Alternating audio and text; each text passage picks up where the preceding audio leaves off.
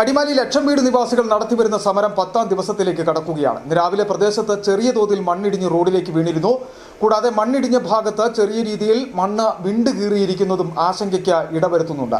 എന്നാൽ തങ്ങളുടെ ആവശ്യത്തിന് പരിഹാരം കാണാതെ സമരമുഖത്തു നിന്നും പിന്മാറില്ലെന്നാണ് കുടുംബങ്ങൾ പറയുന്നത്. അടിമാലി ലക്ഷം വീട് ഭാഗത്ത് മണ്ണിടിഞ്ഞ് വീട് നഷ്ടപ്പെട്ടവർ നടത്തിവരുന്ന രാപ്പകൽ സമരം 10ാം ദിവസത്തിലേക്ക് കടക്കുകയാണ്. ഇതുവരെ തങ്ങൾക്ക് അനുകൂലമായി യാതൊരു നടപടിയും ഭരണകൂടത്തിന്റെ ഭാഗത്തു നിന്നും ഉണ്ടായിട്ടില്ല എന്നാണ് കുടുംബങ്ങൾ പറയുന്നത്.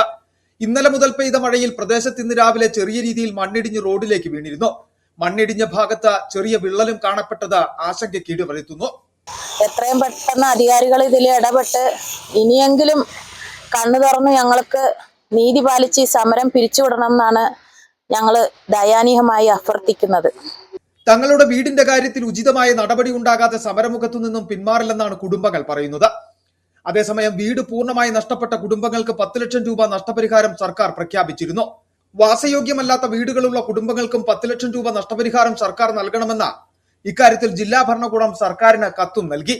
മുടങ്ങിക്കിടക്കുന്ന 4 മാസത്തെ വാടക കുടിശ്ശികകൾ ഉടൻ തന്നെ തീർക്കണമെന്ന് Devikulam sub collector VM Arya അറിയിച്ചു. പ്രദേശത്തെ മണ്ണിടിച്ചിൽ സാധ്യത കണക്കിലെടുത്ത് സർക്കാരിന്റെ ഭാഗത്തു നിന്നും ഉചിതമായി നടപടി ഉണ്ടാകണമെന്നതാണ് സമരമുഖത്തുള്ള കുടുംബങ്ങളുടെ ആവശ്യം. City vision, Adimali.